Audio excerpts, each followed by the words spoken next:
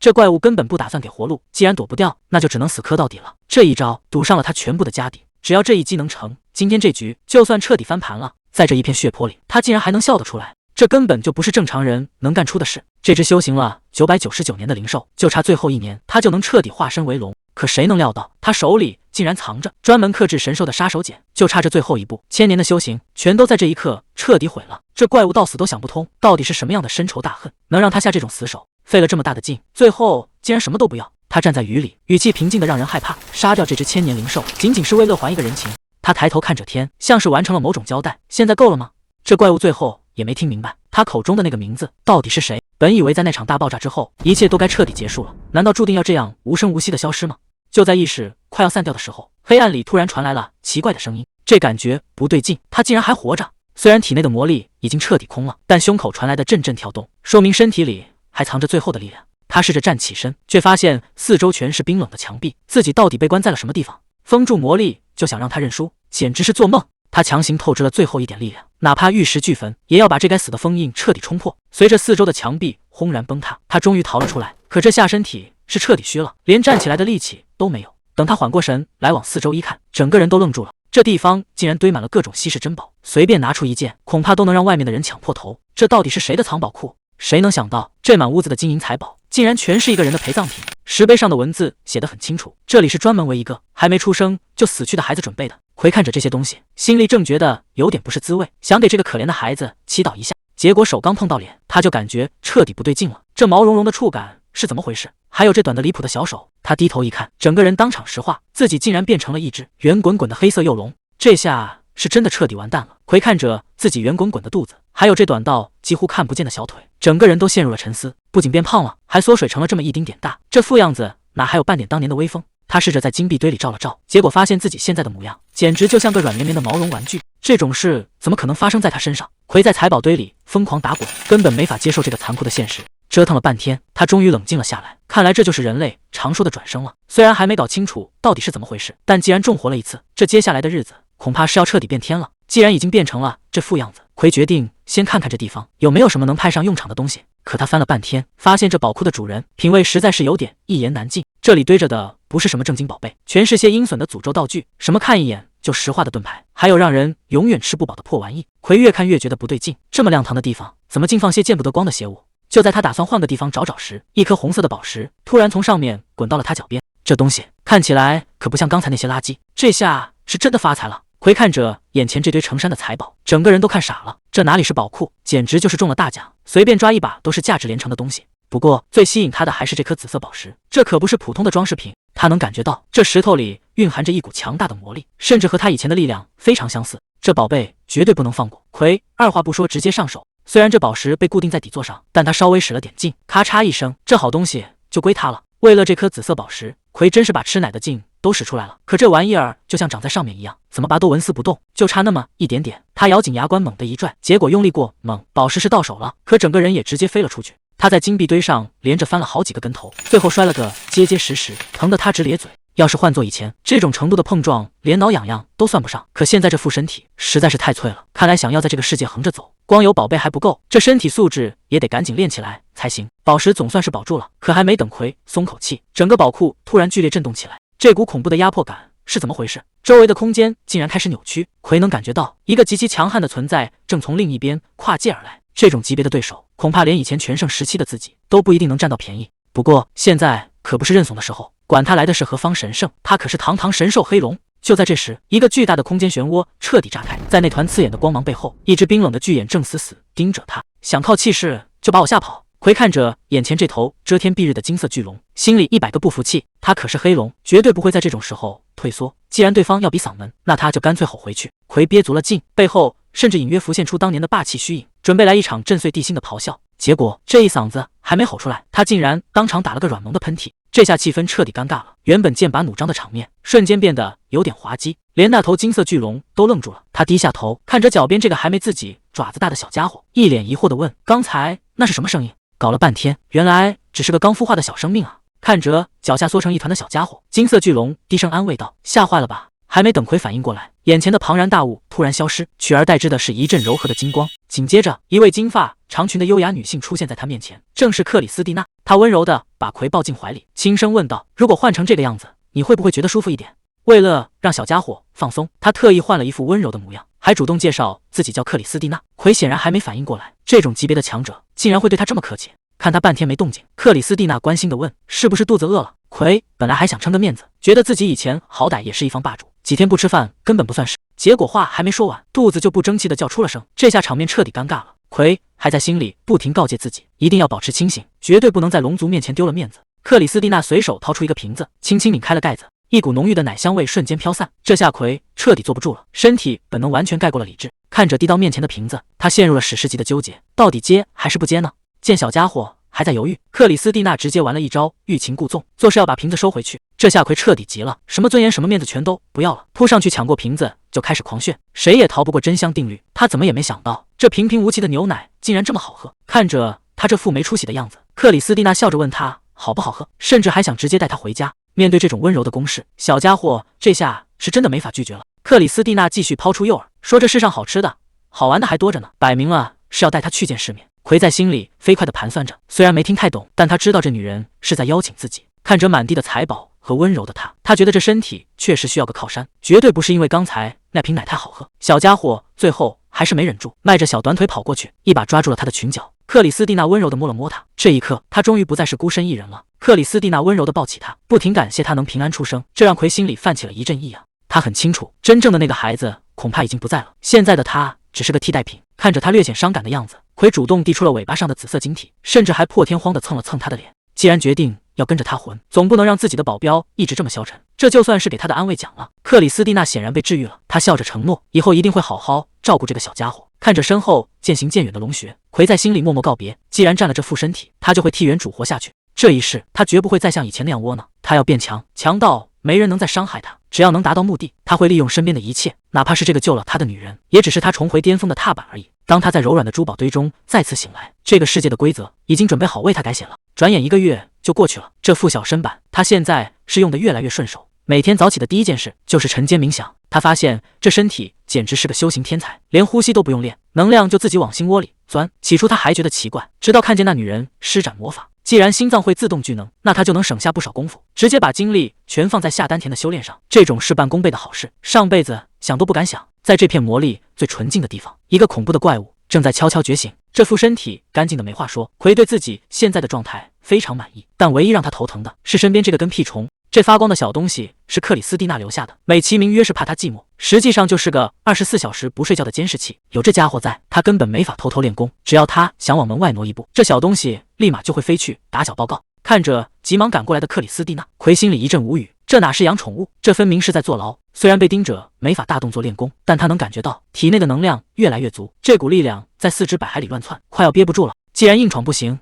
那就换个法子，是时候看看这招行不行了。他死死盯着远处的出口，就在这一刻，紫色的光芒瞬间炸开，他在心里低吼一声，瞬移启动。虽然成功换了地方，但麻烦还没彻底解决，要是能直接动手就好了。可惜现在的身体连咒语都念不清楚，这嘴型根本不对，完全发不出那个音啊。这副身体实在太不方便了，咒语念不准就算乐，旁边还有个小家伙一直学我说话，真是尴尬的要命。就在这时，一股熟悉的魔力波动传了过来，是克里斯蒂娜。她笑着问：“小家伙今天乖不乖啊？”奎表面上是在迎接，其实心里想的全是终于到干饭时间了。一听说有肉吃，他连翅膀都激动地扇了起来。什么矜持和尴尬，在肉面前根本不值一提。虽然牙还没长齐，但他已经等不及要大餐一顿了。克里斯蒂娜感叹，这小家伙真是他见过最聪明的。那是当然，毕竟这副幼小的身体里可是住着一个999岁的老灵魂。看来这波演技是彻底过关了。谁知道演技太好也有麻烦，他以为奎是在撒娇要抱抱，直接把他搂进了怀里。其实奎心里急得不行，他根本不是要抱抱，而是想要那口心心念念的奶啊。但为了维持好感度，他只能忍辱负重继续装乖，甚至还配合的叫了2声。好在克里斯蒂娜终于反应过来，拿出了他最爱的牛奶。忙活了这么久，总算把这口吃的给盼来了，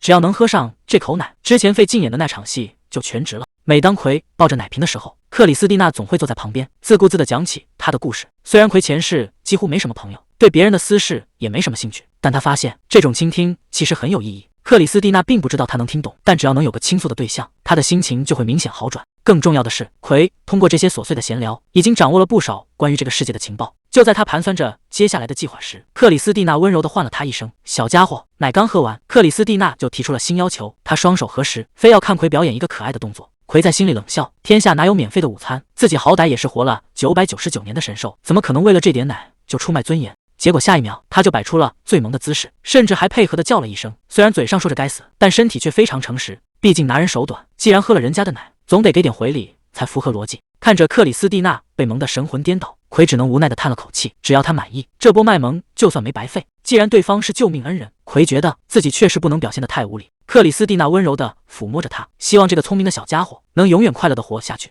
听到这些发自肺腑的祝福，奎不得不承认，这个女人确实有一颗金子般的心。这种纯粹的善意，让活了近千年的奎感到有些不知所措。他甚至不知道该如何报答。就在克里斯蒂娜转身离开的空档，奎突然想起，曾经似乎也有人对他说过类似的话。记忆中那个模糊的身影，轻声问了他一句：“你喜欢训练吗？”面对狐女突如其来的质问，奎一时间竟不知道该如何回答。他一直以为，只要能飞升成龙，所有的付出都是理所应当。可狐女却毫不留情地嘲笑他，说他是个连自己快不快乐都答不上来的笨蛋。在奎看来，两人的追求根本不在一个层面上，他要的是至高无上的力量，而不是这些儿女情长的琐事。狐女无奈地叹了口气，直言她根本不懂什么是被人在乎，更不懂什么是真正的爱。奎依旧维持着那副冷冰冰的样子，他觉得自己注定要成就大业，没必要把时间浪费在这些小情小爱上。狐女听完只能连连摇头，虽然嘴上说着他冷酷，但心里很清楚，这块木头是真的没救了。狐女突然宣布了一个疯狂的决定，她要放弃修为，彻底变成一个人类。奎简直不敢相信自己的耳朵，可狐女却一脸幸福地说，她遇到了真爱，对方明知她是妖，却依然愿意守护她。这种为了报恩而舍弃一切的做法，在奎看来简直不可理喻。他坚信这种所谓的奇迹永远不可能发生在自己身上。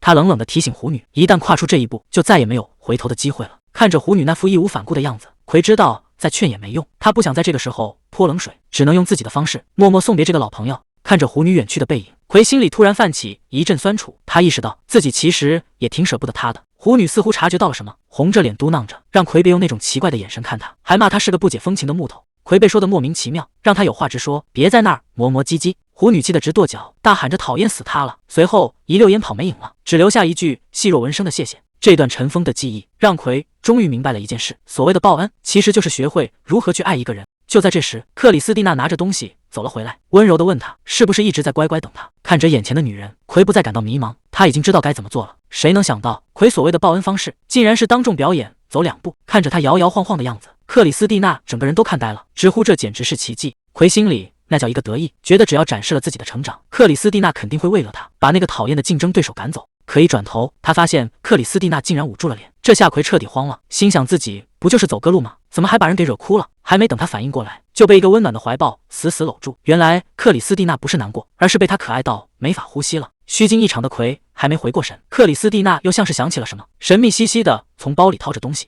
看这架势，难道是准备了什么了不得的奖励？克里斯蒂娜拿出的这份奖励，着实把奎给吓了一跳。这蛋的个头简直比他的脑袋还要大。看着奎一脸懵懂的样子，克里斯蒂娜笑着解释说，这是专门给他找来的补品，就算牙没长齐也能轻松消化。克里斯蒂娜笑着解释，这可不是普通的蛋，而是传说中的凤凰蛋。这种神鸟代表着死亡与新生，只要火焰不灭，它就能永远轮回。奎这下算是长见识了，这顿零食的来头简直大得吓人。听起来这玩意儿像朱雀，可朱雀又不是从蛋里爬出来的。奎想了半天也没整明白，干脆也懒得动脑子了。他直接抓起地上的布袋，当着克里斯蒂娜的面把这些宝贝疙瘩全给打包了，管它到底是什么品种，先装进兜里才是正经事。看奎吃的这么香，克里斯蒂娜总算松了一口气。这可是货真价实的凤凰蛋。奎咬开壳的那一刻，整个人都被这股美味征服了，他忍不住大喊太好吃了。克里斯蒂娜在一旁笑得合不拢嘴，只要这位小祖宗喜欢，再珍贵的宝贝拿来当零食也值了。克里斯蒂娜介绍说，这些蛋可是用红龙之火烤出来的，不仅味道绝了，里面还藏着不少火魔法能量。看奎吃得满头大汗，他赶紧又递过去一瓶奶，生怕这位小祖宗给噎着。奎一边喝一边感慨，这口感简直入口即化。可就在他准备拿下一个时，却发现了一颗颜色通红而且硬得跟石头一样的怪蛋。既然现在啃不动，那就先留着，等以后再慢慢研究。这下是真的吃撑了，奎挺着圆滚滚的小肚子，直接在大厅里躺平了。克里斯蒂娜也没想到他这么能吃，叮嘱他好好休息，转身又去准备下一顿大餐。没人折腾，奎这下彻底放松了。刚才那些高级货实在太扎实，消化起来还真费劲，一阵困意刷的涌上来，还没等他反应过来，就已经打着呼噜睡死过去了。这一觉睡得可真沉，奎迷迷糊糊的睁开眼，发现克里斯蒂娜已经不在这儿了。正当他纳闷的时候，一转头居然看见旁边又多了一大篮子蛋，看来是克里斯蒂娜趁他睡觉时偷偷送过来的惊喜。摸了摸肚子，感觉刚才那些已经消化的差不多了，要不咱再来一个垫垫底，再吃一个应该没关系吧？这可不是因为贪吃，纯粹是为了多吸收点火能量。奎盯着眼前这颗红得发亮的蛋，终于认出来了，这就是之前那颗硬得像石头的怪胎。反正迟早都要面对它，趁现在没人，正好是正面硬刚的好机会。他深吸一口气，全身的力量瞬间爆发。这颗怪蛋今天必须把它拿下。本以为这一爪子下去，怎么也能给他开个瓢，结果这蛋居然连个印儿都没留下。奎这下彻底被激怒了，既然给脸不要脸，那就别怪我不客气。他舔了舔爪子，开始疯狂凝聚全身的能量。这回可是把压箱底的本事都掏出来了，成败就在这一举。他倒要看看这破蛋到底有多硬。这回奎是真的拼命了，连背后的巨龙影子都给逼了出来。这一嗓子吼下去，简直是要把房顶都给掀翻。紫色的光柱瞬间贯穿了整颗红蛋，这威力估计连石头都能化成灰。奎这下是彻底被掏空了，他瘫在地上，连抬头的力气都没了。这下总该搞定了吧？